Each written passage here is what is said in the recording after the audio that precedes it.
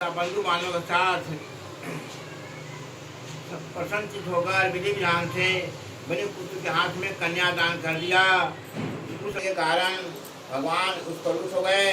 कुछ समय के पश्चात अपने व्यापार कर्म में कुशल साधु बने काल की प्रेरणा से अपने दामाद के साथ व्यापार करने के लिए समुद्र के समीप स्थिरतापुर नामक सुंदर नगर गया और वहाँ अपने श्री संपन्न दामाद के साथ वहाँ व्यापार करने लगा।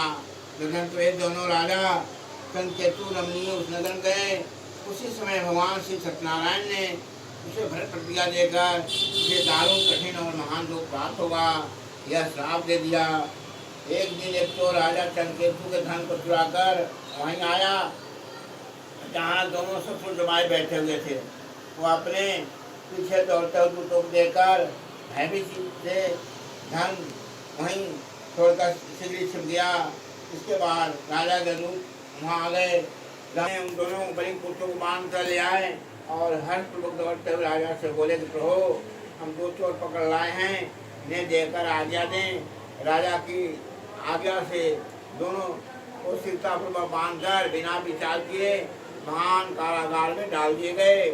भगवान चंद्र की माया से किसी ने उन दोनों को बात नहीं सुनी और राजा कंकेतु ने उन दोनों का धन भी ले लिया। भगवान के श्राप से बनी के घर में उसकी भार्या वेतन दुखी हो गई और उनके घर में सारा का जो सारा धन था दोनों ने चुरा लिया। लीलावती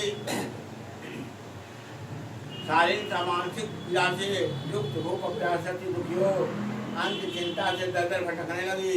कलावती कन्या भी भोजन के लिए इधर प्रतिदिन घूमने लगी। एक दिन सुधा से पीड़ित हो वह कलावती एक ब्राह्मण के घर गई। वहाँ जाकर उसने श्री सत्यनारायण के व्रत पूजन को देखा। वहाँ बैठकर उसने कथा सुनी और वरदान मांगा। तुरंत प्रसाद ग्रहण करके और कुछ रात होने पर घर गई। माता लीलावती ने कलावती कन्या से प्रेम पूर्वक पूछा, पुत्री रात में तू कहाँ रुक गई थी, तुम्हारे मन में क्या है? कलावती कन्या ने तो माता से कहा, माँ मैंने एक ब्राह्मण के घर में मनोरथ प्रदान करने वाला व्रत देखा है। कन्या कुछ बात को सुनकर बनी की भार्या व्रत करने को उदक हुई और प्रसन्न मन से उस साध्वी ने बंधु बांधव के साथ भगवान श्री सत्यनारायण का व्रत किया। इस प्रकार प्रार्थना की, भगवान आप हमारे अपराध को क्षमा करें। भगवान आप हमारे पति माता को अपराध को क्षमा करें। वे दोनों अपने घर से आ जाएं। इस व्रत से भगवान सत्यनारायण पुनः संतुष्ट हो गए तथा उन्होंने नृपेश कंकेतु को स्वप्न दिखाया और स्वप्न में कहा, नृपेश प्रातःकाल दोनों बड़ी पुत्रों को छोड़ दो और सारा धन दे दो जो तुमने वैसा नहीं किया, अन्यथा धन सहित तुम्हारा नाश कर दूंगा। राजा से स्वप्न में ऐसा कहकर भगवान सत्यनारायण अंतर ध्यान हो गए। इसके अनंतर प्रातः का राजा ने अपने सभासदों के बीच में बैठकर अपना स्वप्न लोगों को बताया और कहा कि दोनों बनी पुत्रों को शीघ्र ही मुक्त कर दो। राजा की ऐसी बात सुनकर वे राजपुरुष दोनों महाजनों को बंधन मुक्त करके राजा के सामने लाकर विनय पूर्वक बोले, महाराज गणी बंधन से मुक्त करके दोनों बने पुत्र लाए गए हैं। इसके बाद दोनों महाजन बने कुंज से कंकेतु को प्रणाम करके अपने पूर्वतांग का सुन करते हुए भय विवल हो गए और कुछ बोल न सके। राजा ने बने पुत्रों को देखकर आदर पूर्वक कहा, आप लोगों को प्रारब्ध वर्ष यह महान तो प्राप्त हुआ है, इस समय अब कोई भय नहीं है। ऐसा कहकर उनको पैनी खुलवाकर और दरबार करवाया। राजा ने वस्त्र अलंकार देकर उन दोनों बड़े पुत्रों को संतुष्ट किया तथा सामने बुलाकर वाणी द्वारा तदानंदित किया। पहले जो धन लिया था उसे दुगना करके दिया। तदनंतर राजा ने अपने उनसे कहा कि साधो अब आप अपने घर को जाएं। राजा की प्रणाम करके आपकी कृपा सुन जा रहे हैं। ऐसा कहकर उन दोनों महाभैसों ने अपने घर की ओर प्रस्थान किया। बोलो सत्यनारायण भगवान की जय। वृंदावन बिहारी लाल की जय।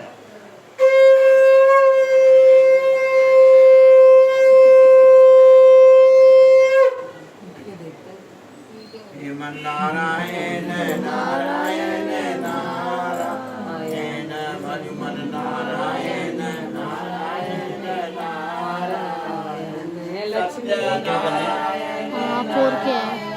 नारायण सत्यनारायण नारायण नारायण विष्णु नारायण नारायण नारायण विष्णु नारायण नारायण नारायण लक्ष्मी नारायण नारायण नारायण लक्ष्मी नारायण नारायण नारायण जय जय नारायण नारायण नारायण जय जय नारायण नारायण नारायण श्री हरि नारायण नारायण नारायण श्री हरि नारायण नारायण नारायण भगवान नारायण नारायण नारायण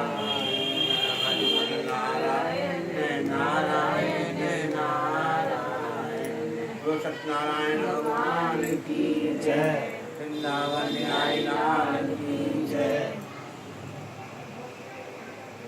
चौथा अध्याय सूतवाच यात्रांतो विद्वान साधु मंगलान पूर्णकाम राम ने लोधनं दत्ता ददातु न गंजो यदुरेक देशाधो सत्यनारायण प्रभु जिज्ञासां कृतवान् साधो किमस्ति तव निहितं ततो महाजनमतो हेलाचा प्रवस्वै कथं दिशति भूतं दिनं गाने। भगवान ने कहा कि साधो तुम्हारी नाम क्या भला है। तब घमंड में साधु नंबनिया ने कहा हंसते हुए दंडी क्यों पूछ रहे हो, क्या कुछ द्रव लेने की इच्छा है? हमारी नाम तो लता पत्र भरे पड़े हैं। ऐसे कठोर वाणी सुनकर हमारा बात सच हो जाए ऐसा कहकर दंडी सन्यासी का रूप धारण किए भगवान खुद जाकर समुद्र के किनारे बैठ गए। दंडी के चले जाने पर नित्य क्रिया करने के पश्चात उत्तराई हुई जल में ऊपर की ओर उठी हुई नौका को देखकर साधु बनिया अत्यंत आश्चर्य पड़ गया और नाव में जब लता पत्र देखा तो मूर्छित हो पृथ्वी गिर पड़ा और जब उसे होश आया तो चिंता करने लगा। तब उसके दामाद ने कहा आप सो क्यों करते हैं? दंडी ने श्राप दिया है, इसमें वही सब कुछ कर सकते हैं, इसमें संशय नहीं। अच्छा उन्हीं की शरण में चलें, वही मन की इच्छा पूर्ण करेंगे। दामाद जमाता की बात सुनकर वह साधु बनी उनके पास गया और दंडी को देखकर उनसे भक्ति पूर्वक ने प्रणाम किया तथा आदर पूर्वक कहने लगा आपके सन्मुख मैंने जो कुछ कहा है असत्य भाषण अपराध किया है, आप मेरे उस अपराध को क्षमा करें। ऐसा कहकर बारंबार प्रणाम करके महान शोक से व्याकुल हो गया। दंडी ने उसे रोता हुआ देखकर कहा रे मूर्ख रो मत, मेरी बात सुनो। मेरी पूजा से उदासीन होने के कारण मेरी आज्ञा से तुम्हें बार बार दुख प्राप्त किया है।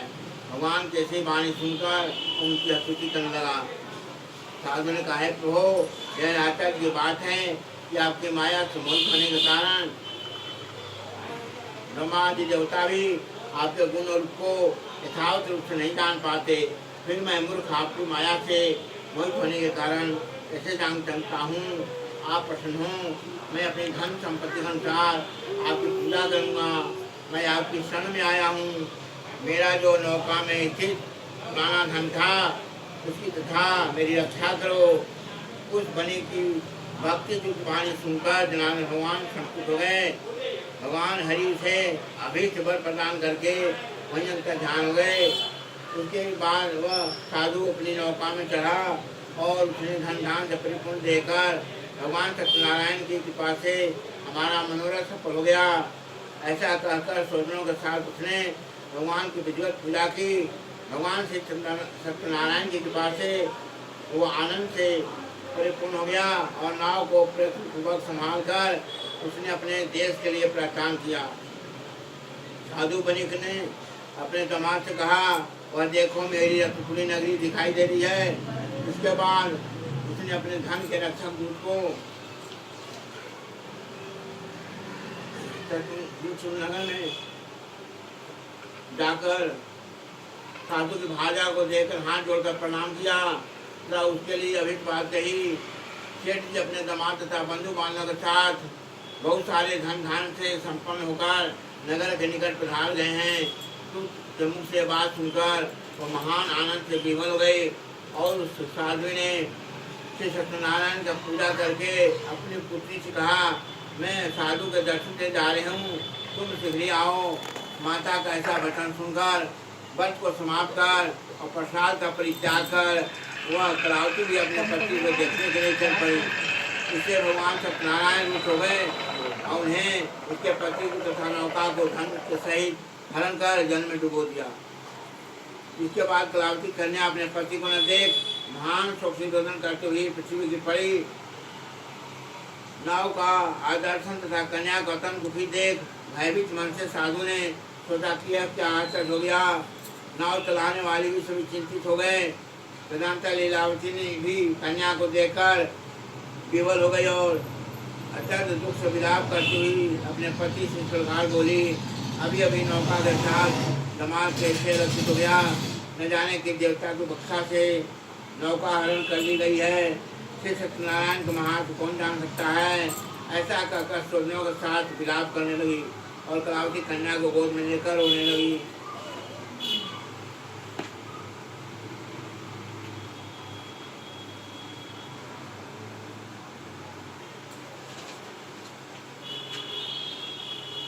कलावती कन्या भी अपने पति को न सुनाने से दुखी हो गई और पति की पालका लेकर उनका अनुगमन करने के लिए उसने मन में निश्चय किया।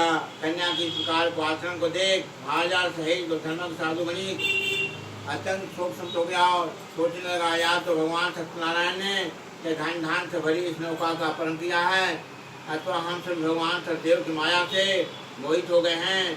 अपनी धन शक्ति के अनुसार मैं भगवान सत्यनारायण की पूजा करूंगा। सभी को बुलाकर इस प्रकार चाहकर उसने अपने मन की इच्छा प्रकट की और बारंबार भगवान सत्यदेव को दंडवत प्रणाम किया। इसे दिनों के परिपालक भगवान सत्यदेव प्रसन्न हुए। भक्त वत्सल भगवान ने कृपा पूर्वक कहा, तुम्हारी कन्या प्रसाद छोड़कर अपने पति को देखने चली आई है। निश्चय इसी कारण इसका पति अदृश्य हो गया है। ये घर जाकर प्रसाद ग्रहण करके वो अपना आय कहे सालों तुम्हारी पुत्री पति को प्राप्त करेगी, उसमें संशय नहीं। कन्या कलावती भी आकाश मंडल से ऐसी वाणी सुनकर शीघ्र ही घर गई और उसने प्रसाद ग्रहण किया। पुनः यहाँ का सूर्य अपने पति को देखा। तब कलावती कन्या ने अपने पिता से कहा, अब तो घर चले, विलम्ब क्यों कर रहे हैं। कन्या की बात सुनकर बड़े को संतुष्ट हो गया और विधि विधान से भगवान सत्यनारायण का पूजन करके धन तथा बंधु बांधव के साथ अपने घर गया। तदनंतर पूर्णिमा तथा संक्रांति सर्वों पर भगवान सत्यनारायण का पूजन करते हुए श्लोक में शुभ होकर अंत में सतपुर वैकुंठ चला गया। बोलो सत्यनारायण भगवान की जय, वृंदावन बिहारी लाल की जय।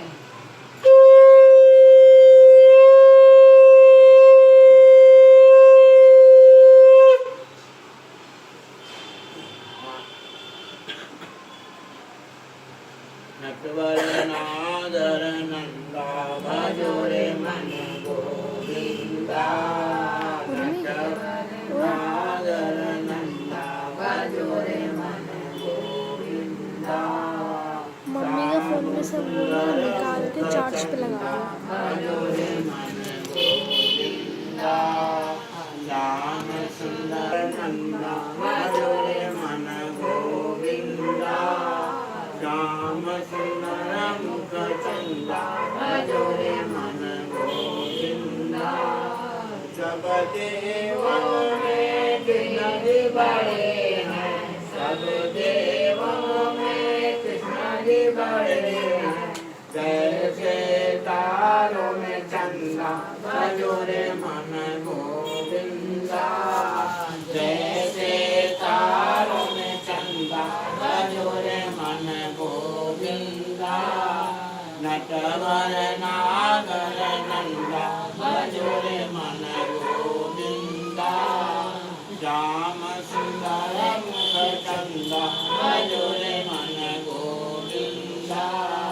सब सखियों में राधा जी बड़ी है, सब सखियों में राधा जी बड़ी है।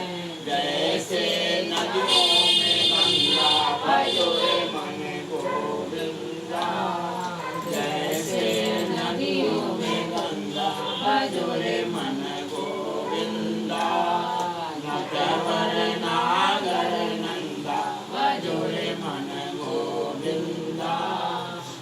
सुंदर मुख चंदा भजो रे मन गोविंदा ध्रुव तारे कहलाज उबारे ध्रुव तारे कहलाज उबारे नरसिंह रूप धरंता भजो रे मन गोविंदा नरसिंह रूप धरंता भजो रे मन गोविंदा नटवर नागर नंदा भजो रे मन गोविंदा श्याम सुंदर मुख चंदा भजो रे मन गोविंदा कालिगह में नाच्यो नाच्यो कालिगह में नाच्यो नाच्यो नित्य नित्य करता बनंता भजो रे मन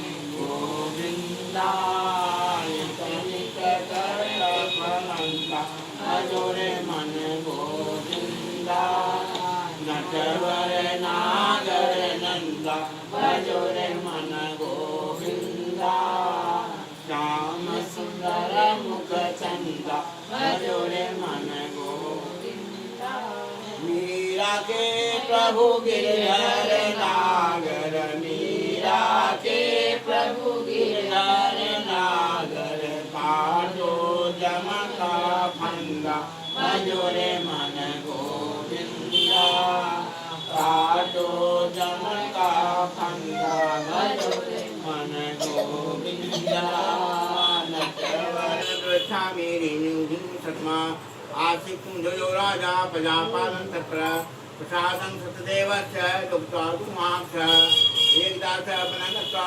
स्वाभिधानवसुं आगतवतमूलं च त्यक्त्वा सत्तथ पूजनं गोपाकुर्वन्ति सन्तुष्टा भक्तियुक्ता च बान्धवा राजा देवतादर्पेण न गतो न ममांसः ततो गोपनाथ ते प्रसादन प्रसन्निधौ श्री जी बोले श्रेष्ठ मुनियों अब इसके बाद मैं दूसरी कथा कहूँगा आप लोग सुने अपनी प्रजा का पालन करने में तत्पर तुंगधन नाम का एक राजा था उसने सत्यदेव के प्रसाद का परित्याग करके दुख प्राप्त किया एक बार वह वन में जाकर वहाँ बहुत प्रकार के पशु को मारकर वट वृक्ष के नीचे आया वहाँ उसने देखा कि